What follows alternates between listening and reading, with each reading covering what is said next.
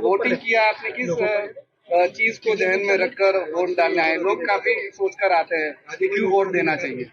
Obviously vote देना चाहिए, अपना अधिकार है, और अधिकार का जो सही इस्तेमाल होना चाहिए। साथ ही साथ जो जिससे तुम उम्मीद करते हो कि जो लोग आपके लिए काम करे, आपकी जो मुश्किल है उसको आसान करे, तो उस डेवलपमेंट के लिए वोट दिया गया है। और जो कैंडिडेट है उस कैंडिडेट को चुनने का यही मकसद होता है कि वो लोगों के बीच में रहे और काम करता रहे, उनकी आवाज को सुने।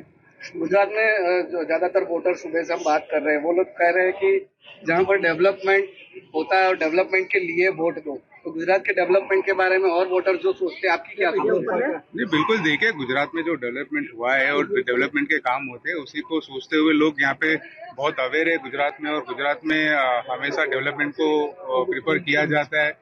और कंप्लेंट्स बहुत सारी आती है कि पिछले 5 साल में या कहीं पे पानी भर गया है, कहीं पे ये डेवलपमेंट नहीं हुआ है, कहीं पे असुविधा होती है, तो उस चीज को भी लोग ध्यान रखते हैं। जनता ध्यान में रखती है।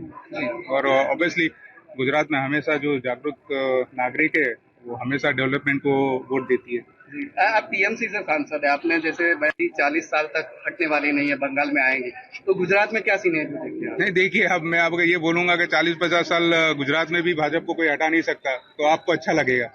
अच्छा लगेगा क्या? जो भी है, जो फैक्ट है वो फैक्ट है। जो जहाँ पे मजबूत है, जो लोग जिन पार्टीज को पसंद करती है और जो लोग काम करते हैं जिनके लिए, उस हिसाब से पार्टी रहती है। ये एसोसिएशन है, पार्टी का एक है कि सब जितनी भी पार्टीज है इंडिया में, वो पार्टीज है, और जो लोकल यानी जो स्टेट में लोग पसंद करते हैं, लोगों के लिए काम करते हैं, उस पार्टी को लोग प्रीफर करते हैं और उनको वोट देते हैं। पोल को क्या रिजल्ट आएगा? तो फिर पोल को रिजल्ट क्या आएगा? तो मैंने ओबियसली बोला है कि 40-50 साल तक टीएमसी कहीं नहीं जाने वाली बंगाल में। तो मेरा यही स्टैंड है कि 40-50 साल तक टीएमसी कहीं नहीं जाने वाली, क्योंकि लोग, जो कैडर है, जो लोग है, वो काम करते हैं वहां पर। इसी तरह गुजरात में अगर देखेंगे तो गुजरात में लोग काम करते हैं। अच्छा, बीजेपी की सरकार है तो यहाँ पे लोग काम करते हैं, उस हिसाब से वोट होता है।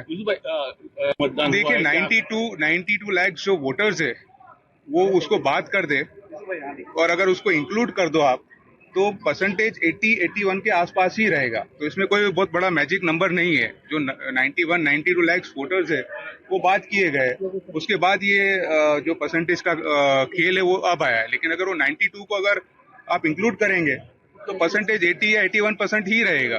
उसमें कोई मैजिक नहीं हुआ है।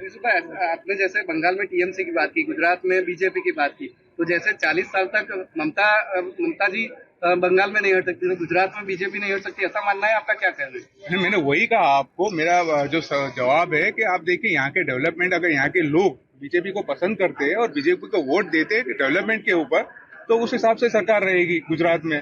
तो इसी तरह बंगाल में टीएमसी की पार्टी है, वहाँ पे लोग उनको पसंद करते हैं क्योंकि वो लोगों के बीच में लोगों की आवाज उठाती है। उसी तरह गुजरात में या कहीं पे और भी स्टेट में आप लेंगे, उस हिसाब से काम चलता है और उस हिसाब से सरकार चलती है। सर, आपका जो टीएमसी वाला जो बयान है खूब वायरल हुआ है, वडोदरा में तो ये गुजरात का बोला, उसको भी वायरल कर दो।